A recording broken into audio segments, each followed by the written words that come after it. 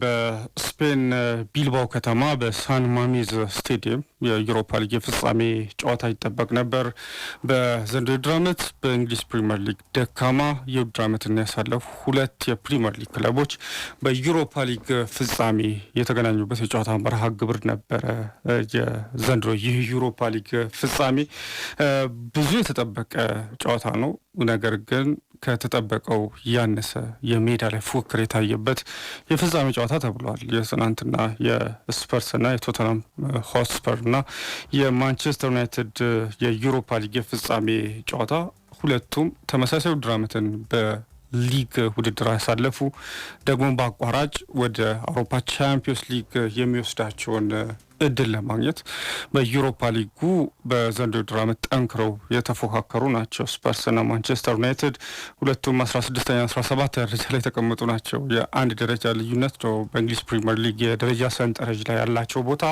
ያንን ተከትሎ ይሄ እጅግ በጣም ያስፈልጋቸው ነበር። የዩሮፓ ሊግ የፍጻሜ ጨዋታ ትናንትና በአሰልጣኝ ሩበን አሞሪም በኩል ጨዋታውን የማሸነፍ ትልቅ ጉጉትና ፍላጎት እንደነበር ይታወቃል። በእርግጥ በአሰልጣኝ አንጄ ፖስቴኮግሉ በኩል ይሄ ይታይ እንደነበር የሚታወስ ጉዳይ ነው። በቋሚ አሰላለፉ ላይ እሳቸው የጠቀሟቸው ተጫዋቾችን በተመለከተ ጨዋታው ከጠናቀቀ በኋላም በርካታ የማንቸስተር ዩናይትድ ደጋፊዎች ቅሬታ እንዲያነሱ ምክንያት ነበር። አንደኛው የፊት መስመር ቦታው ላይ የተጠቀሟቸውን ሁለት ተጫዋቾችን በተመለከተ አማድ ዲያሎን ከማሰን ማውንትን ያጣመሩት ትናንትና በ9 ቁጥር አጥቂነት ደግሞ ሆይሉንድን ነው ትናንትና መጠቀም የቻሉት። በተለይ ማሰን ማውንት በቅርቡ ባደረጋቸው የፕሪሚየር ሊግ ጨዋታዎች ላይ ጨዋታዎችን በተከታታይ ያስቆጠረ የሚገኝ ድንቅ አቋም ላይ የሚገኝ ተጫዋች ነው።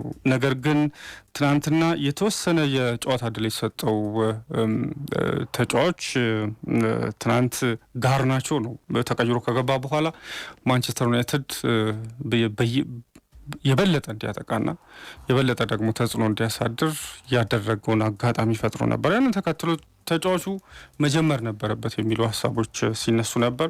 ጨዋታው ከጠናቀቀ በኋላም አሰልጣኝ ሩበን አሞሪም በተለይ በዩሮፓ ሊግ የግማሽ ፍጻሜ ጨዋታ ላይ በመጀመሪያው ጨዋታ አጋማሽ ብዙ የጎል ማግባት እድሎችን ያመከነው ተጫዋች ጋርናቾ ነበር የሚል አስተያየትን ሰጥቷል። በዚህ ምክንያት ትናንትና በቋሚነት ማሰን ማውንትን ለማሰለፍ እንደተገደዱ ከጨዋታው መጠናቀቅ በኋላ አስተያየታቸውን ሰጥቷል።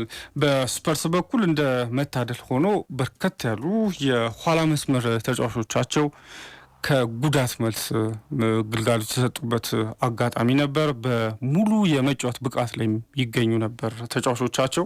ያንን ተከትሎ በተለይ ትናንትና ባልተለመደ መልኩ በዘንድሮ ዓመት መከላከሉ ላይ ደካማ የነበረው ቶተንሃም ሆትስፐር ትናንትና በሳን ማሜዝ ግን መከላከሉ ላይ ጠንክሮ መቅረብ ችሏል።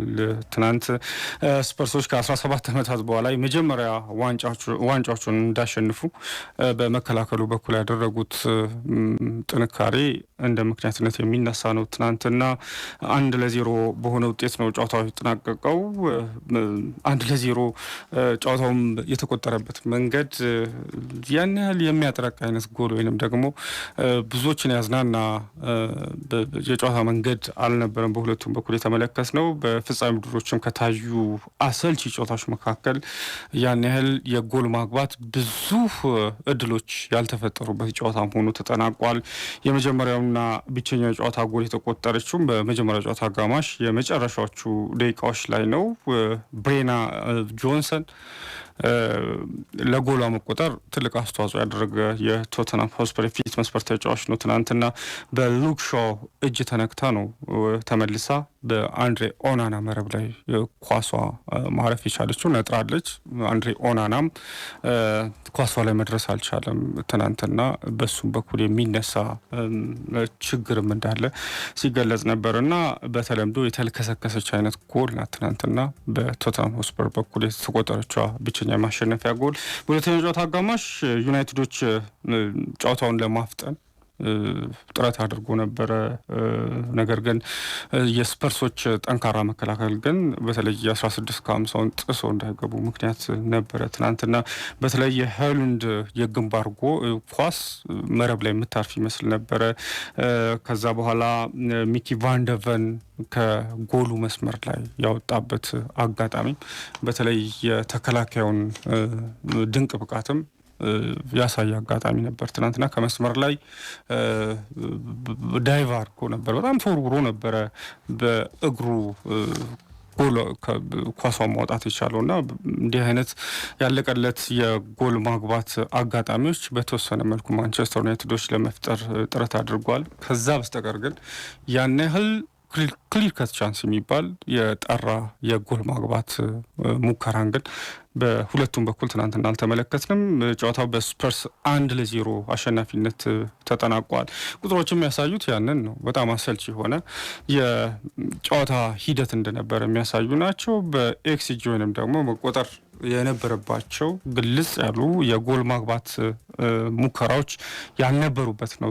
ትናንትና ኢላማውን የጠበቀ ሙከራ አንድ ብቻ ነው ስፐርሶች ትናንትና ማድረግ የቻሉት። ማንቸስተር ዩናይትዶች 6 ሙከራዎችን ማድረግ ችሏል። ከ6ቱ ደግሞ ጎል መሆን የሚችሉት 1.3 አካባቢ ነው።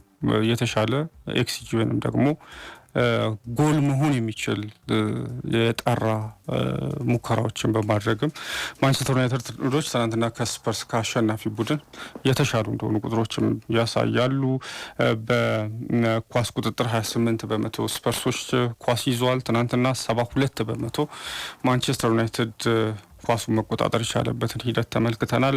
ለማንኛውም በስፐርስ 1-0 የዩሮፓ ሊግ ፍጻሜ ጨዋታው ተጠናቋል። አውስትራሊያዊ አሰልጣኝ የቶተናም ሆስፐር አሰልጣኝ አንጂ ፖስቴኮግሉ ግን ትልቅ ትርጉም ያለው ዋንጫ ነው። ትናንትና ከ17 ዓመታት የዋንጫ ጥማት በኋላ ይህንን ያሳኩት እኛ አሰልጣኝ ናቸው። በሁለተኛ ዓመት የቶተናም ሆስፐር ቆይታቸው ነው ይህንን ማሳካት የቻሉት። እሳቸው በሁለተኛው ዓመታቸው ዋንጫ እንደሚያሸንፉ ብዙ ጊዜ ይናገራሉ። ትናንትና ጨዋታው ከተጠናቀቀ በኋላ የቶተናም ሆስፐር ተጫዋቾች ይህንን የሚያመላክት ወይንም የእሳቸውን ንግግር የሚያጎላ ባነር ይዞ ነበረ ትናንትና መቅረብ የቻሉትና ቃላቸውን በሁለተኛ ዓመት የሚያሳኩ አይነት አሰልጣኝ ስለመሆናቸው ይነገራል። በሴልቲክ ቤት ይህንን ማድረግ ችሏል። በስኮቲሽ ፕሪሚየር ሊግ ማለት ነው። አንጂ ፖስቴኮግሉ ትናንትና በተመሳሳይ በዩሮፓ ሊጉ በሁለተኛ ዓመት ቆይታቸው መጨረሻ ላይ የዩሮፓ ሊግ ዋንጫን ከ17 ዓመታት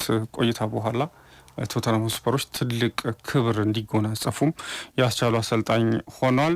ይህንን በተለይ ትልልቅ ተጫዋቾች ባፈራበት ጊዜ ቶተናም ሆስፐር በያዘበት ጊዜ ይህንን አላሳካም ነበር። ጋሪዝ ቤል በቶተናም ሆስፐር ቆይታው ዋንጫ ማሳካት አልቻለም። ሃሪኬን የክለቡ ሌጀንድ ነው፣ ታሪካዊ ተጫዋች ነው፣ ይህንን ማድረግ አልቻለም። ሉካ ሞድሪች አሁን በሪያል ማድሪድ ቤት ሌጀንድ መሆን የቻለው ከቶተናም ሆስፐር ነው ወደ ሪያል ማድሪድ መሄድ የቻለው እና እነዚህ ተጫዋቾች ያላሳኳቸውን ስኬቶች እነሱ ሶን ሂንግሚን ይህንም ማሳካት ችሏል። ሶን ሂንግሚን የመጀመሪያ ዋንጫውን ነው በቶተናም ሆስፐር ቤት ማሳካት ቻለው። ሃሪኬን ለዋንጫ ሲል ወይም ደግሞ በአመሻሽ እድሜው ላይ የግድ ዋንጫ ማሸነፍ ነበረበት። ስለዚህ ወደ ባየር ሙኒሽ መሄድ ችሏል። እሱ በሄደ በሁለተኛ ውድድር ዓመት ነው ቶተናም ሆስፐሮች ይህንን ትልቅ ዋንጫ ትናንትና ማሳካት የቻሉት። ለአሰልጣኝ ሩበን አሞሪም ግን መጥፎ አጋጣሚ ነው ትናንትና ዋንጫውን ማጣታቸው። የመጀመሪያ ሽንፈታቸውም ሆኗል። በዘንድሮ ውድድር ዓመት በዩሮፓ ሊጉ በተከታታይ ጨዋታዎችን ሲያሸንፉ ያልተሸነፈ ብቸኛው ቡድን ነበር። ግን ትናንትና በፕሪሚየር ሊጉ የክለብ ቶተናም ሆስፐር 1-0 በሆነ ውጤት ተሸንፈው ዋንጫውንም አጥቷል። የመጀመሪያ ሽንፈታቸውንም ያስተናገዱበት አጋጣሚ ነበር። ትናንትና ጨዋታው ከጠናቀቀ በኋላ ቡድኑ ወይንም ደግሞ ክለቡ እኔ ማሰናበት ከፈለገ ያለ ካሳ ለመሰናበት ፍቃደኛ ነኝ የሚል አስተያየት ሰጥቷል። ነገር ግን ከቡድኑ ጋር ግን ለመለየት አሁን አላስብም የሚል አስተያየታቸውን አሰልጣኝ ሩበን አሞሪም ሰጥቷል። ለማንኛውም ትናንትና በቶተናም ሆስፐር 1-0 አሸናፊነት የዩሮፓ ሊግ የፍጻሜ ተጠባቂ ጨዋታ ያንን ተጠበቀው ማራኪ የሜዳ ላይ ፉክክርን ሳያሳይ በዚህ መልኩ ተጠናቋል። ወደ ሌሎች ጉዳዮች እንለፍ። ትናንትና በሳውዲ አረቢያ ፕሮ ሊግ የተከናወኑ ጨዋታዎች ነበሩ። አልናስር የክርስቲያኖ ሮናልዶ ቡድን ትናንትና ጨዋታ ነበረው ከአልወህዳ ጋር ነው። ትናንትና ከአልካሊጅ ጋር በሪያድ ያደረጉት ጨዋታ በአልናስር 2-0 አሸናፊነት ተጠናቋል። ክርስቲያኖ ሮናልዶ መጀመሪያ ጨዋታ አጋማሽ ፍጹም ቅጣት ምት አግኝቶ አምክኖ ነበር። ነገር ግን 90 ሲደመር 7 ላይ የተገኘውን የፍጹም ቅጣት ምት ጎል ወደ ጎልነት ቀይሮ ጎል አስቆጥሮ ለመውጣት ችሏል። ትናንትና ጆን ጁራን ቀደም ብሎ 75ኛው ደቂቃ ላይ የመሪ የሚያደርጋቸው ጎል አስቆጥሮ ነበር። በአጠቃላይ በአልናስር 2-0 አሸናፊነት ተጠናቋል። ክርስቲያኖ ሮናልዶ 40 ዓመት ከሞላ በኋላ 12ኛ ጎሉን ነው ትናንትና ማስቆጠር የቻለው። አጠቃላይ በ9 ጨዋታዎች 12ኛ ጎሉን 40 ዓመት ከሞላ በኋላ ያስቆጠረበት አጋጣሚ ነበር። አሁን ለ1000ኛ ጎል እየተንደረደረ ነው የሚገኘው። ይህንን ደግሞ በቅርብ ጊዜ ሊያሳካ እንደሚችል እየተገለጸ ይገኛል። አልወህዳ ከአልሂላል ጋር ያደረጉት ጨዋታ ደግሞ በ1-1 አቻ በሆነ ውጤት ነው ትናንት ተጠናቀቀው። ኑር ለአልወህዳ፣ ሚሊንኮቪች ሳቪች ልማደኛ ጎል አስቆጣሪያቸው ለአልሂላል 90 ሲደመር 2 ላይ ጎል አስቆጥሮ ጨዋታው 1-1 በሆነ ውጤት ተጠናቋል። አልኢቲሃድ ነው የፕሮ ሊጉን ደረጃ ሰንጠረዥ እየመራ የሚገኘው በ80 ነጥቦች።